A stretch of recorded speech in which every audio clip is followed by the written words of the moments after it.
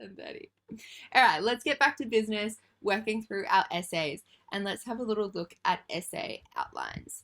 So once you've trawled through a good amount of research and found a solid argument that you're happy with for your topic, you begin to pull your ideas into an actual essay outline. It is really important that your essay has a logical structure.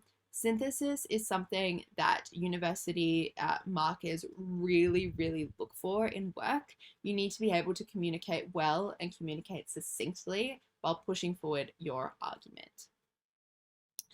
Naturally, the exact structure of an essay is going to differ depending on the subject, depending on the university, but there are general ways to go about logicifying your work. And that is a real word because I said so. All right. Regardless of the assignment, you're going to need an introduction. Every assignment needs some kind of introduction and some kind of conclusion. So there are 3 key things that you need to be looking for in your introduction, and this can be a great launch pad when you're starting off writing an assignment. Okay, what do I need to include in my introduction? And that can help push you to get your argument in line, get it clear, get it straightforward.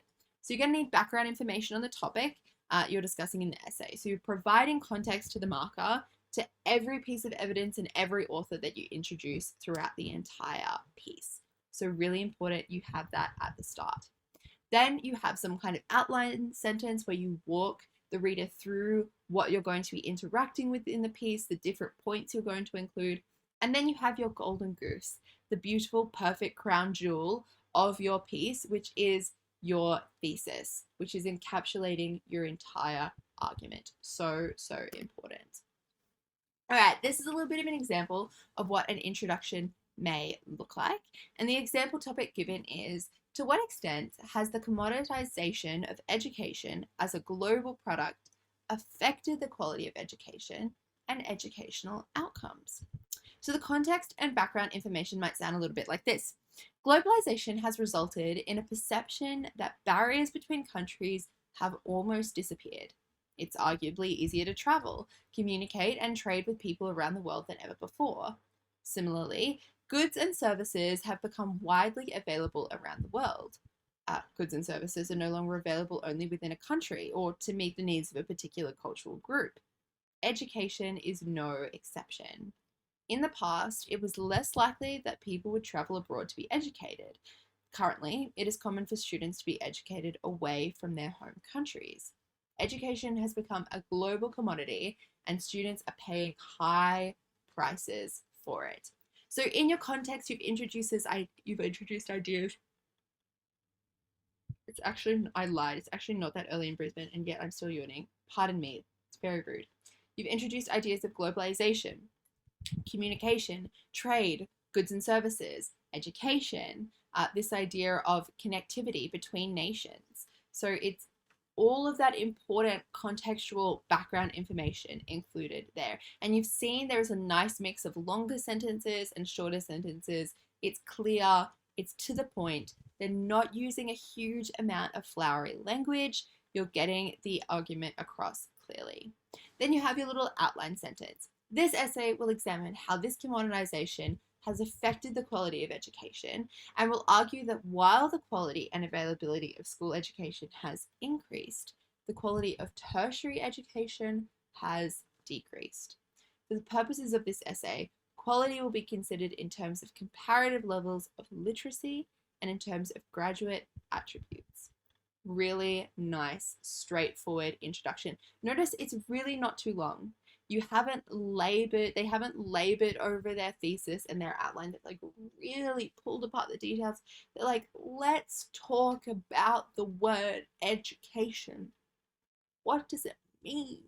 They've simply highlighted the really clear distinction for this particular essay, which is this idea of literacy and the graduate attributes. That's what they're going to be working with throughout the piece. Then you have your body paragraphs, and each of your body paragraphs need to be consistently linking back to your thesis that you've stated in your introduction.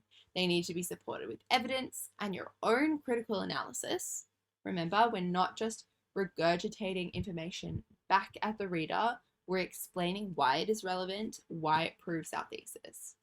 Often you're going to have shorter paragraphs in university essays, and you separate each new idea with a paragraph break. Your paragraphs sit around 150, 250 words. So again, that might be something that's quite different from a school-based essay. You're not used to them being quite that short, but it's all about flow. It's all about separating those ideas so they can stand on their own two legs.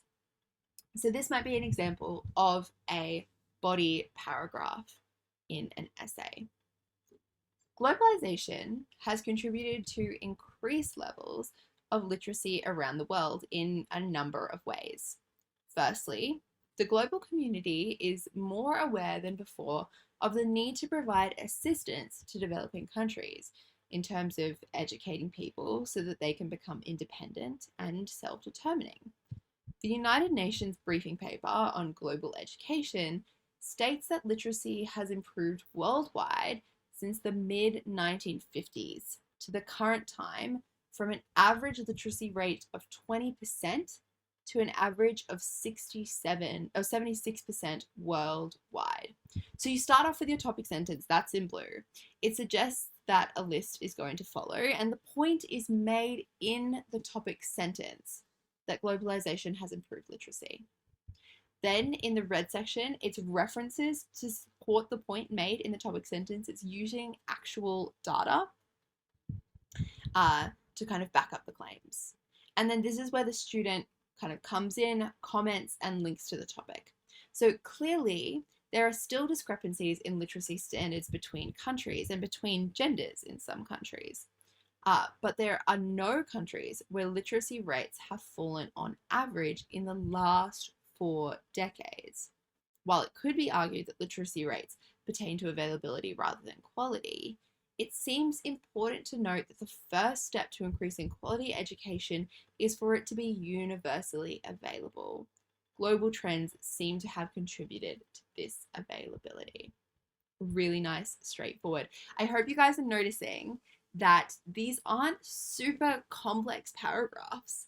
They're not like really taking the time to be using crazy flowery language, using loads of metaphors and like pulling apart all of the complex ideas. It's clear, it's straightforward. The argument is a crystal clear thread throughout it all. So important that clarity wins over complexity when it comes to writing. The marker needs to be aware of what your argument is and how you're justifying it throughout your speech. So important. All right.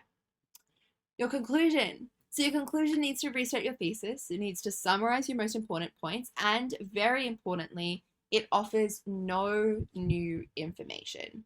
All your evidence stays in your body paragraphs. So remember that your thesis needs to remain strong to the very end. It's that clear thread right from the start, right to the bottom of the page. So don't start switching up your tune. Don't start changing your thesis right at the end, the very last moment.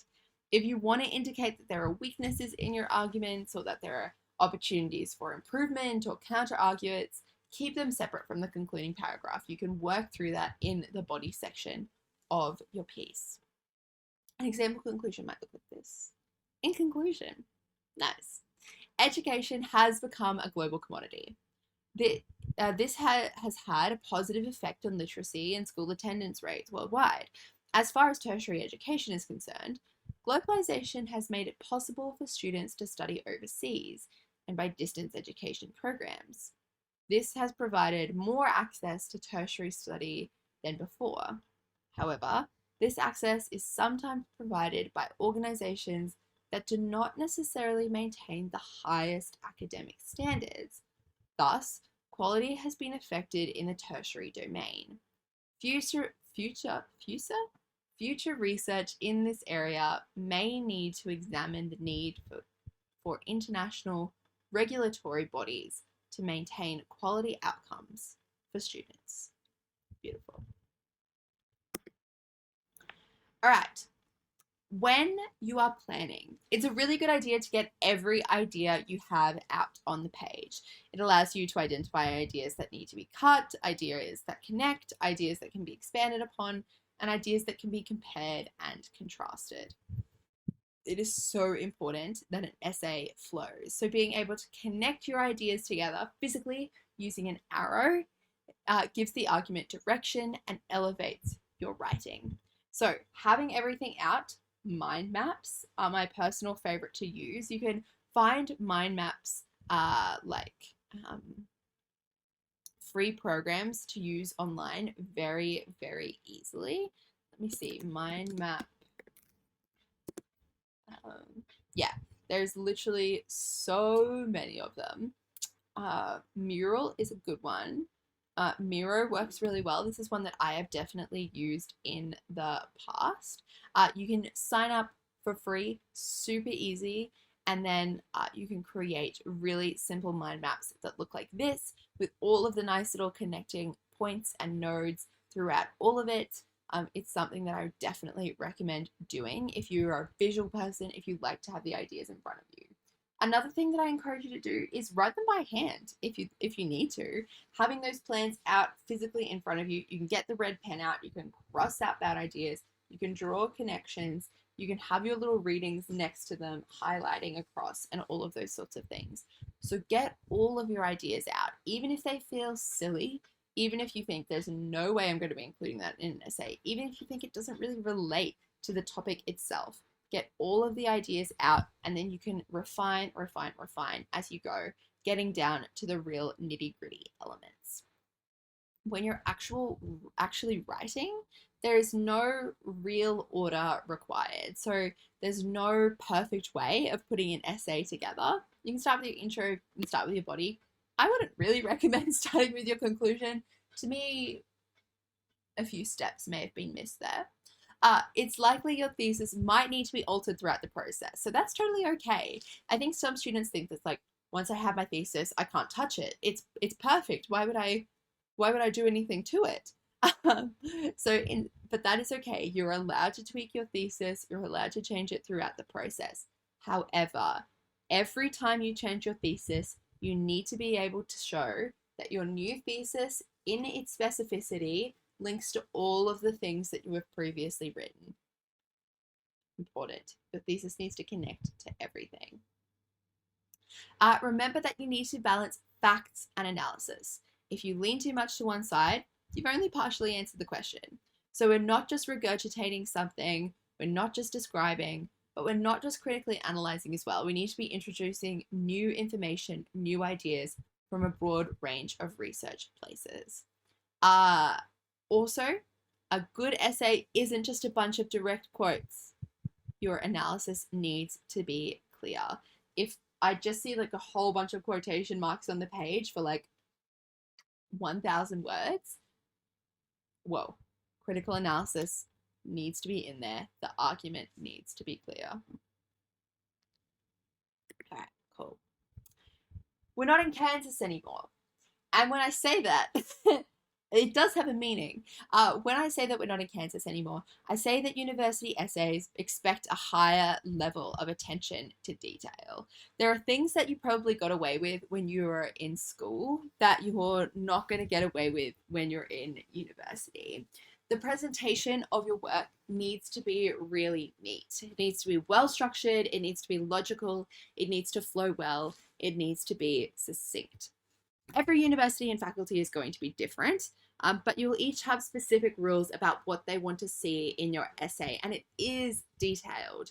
Your teachers at school probably didn't care as much, but they do at university. So some may want size 12, some might want size 11 font, Times New Roman, or Arial. That's the kind of level we're going to. Sometimes faculties talk about margin size, they talk about spacing between lines, they talk about how word count is formatted, how reference lists are formatted, all of these sorts of things. So take the time, find out what your faculty wants from you, and remember to be reading through assessment details carefully to figure out if your specific professor wants anything different. Double check these details. You don't want to lose marks for something this small. That is so frustrating to get a piece of assessment back and be like, they didn't like the formatting. Are you kidding me right now? But it happens. It happens, unfortunately. So we don't want that to happen to you guys. Check the details. It will be worth it in the end. Okay. Here's just a couple of things to flag about those little sort of presentation details. Each of your paragraphs, 150 to 250 words.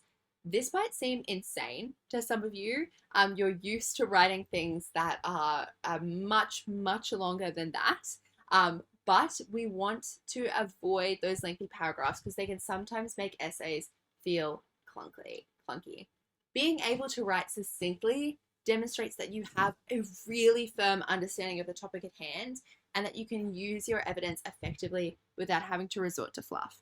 There is a saying that floats around the world. It's become popularized by the 1975. This idea of being funny in a foreign language. People say that the height of intelligence is being able to be funny in a foreign language because you understand all the mores, the cultural tags, the slang, the emphasis on certain syllables, puns, grammatical humor, all of those sorts of things in a foreign language. If you understand all of that like insane detail, then you are just on a different plane of thinking. So intelligent. It's so hard to be funny in a foreign language. So in the world of arts, that high standard of intelligence being on a different plane of understanding is being succinct and clear in your essay writing. If you can write a beautiful, perfect, well-rounded argument in 500 words, which may be asked of you, you are sitting up at the highest possible 7 you can be. You might get an email from your tutor saying, congratulations on the excellent piece of writing. So that is kind of what we're looking for about writing succinctly. Subheadings. So depending on the task, you might be given subheadings or you might need to come up with your own. So subheadings are really nice. They're kind of like a roadmap through the piece. They indicate to the reader what you're going to be talking about and the broad sections that are included in your piece. You may be given them, you might have to come up with your own.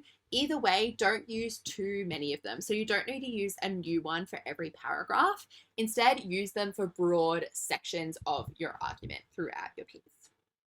And then finally, spelling and grammar. Don't lose marks over something like this. Please. Be sure to read through your final work really, really carefully. Use spell check, use other programs like Grammarly if you need, or get someone to read it through for you. In the big wide world of tertiary education, you're not going to receive a lot of grace over using the incorrect form of the word your. They're just much stricter about this sort of thing. The sort of sad reality, but it is a reality nonetheless, and it's something that's really important for you guys to know, is that your professors, particularly in first year, are probably not going to know you very well unless you're in their tutorial. So they might not understand your writing style, they might not understand where you've come from, all of those sorts of things. So to give yourself the very best opportunity, just be really careful with things like spelling and grammar. You don't want to lose marks over them. It is okay to draft and redraft. In fact, it is definitely encouraged.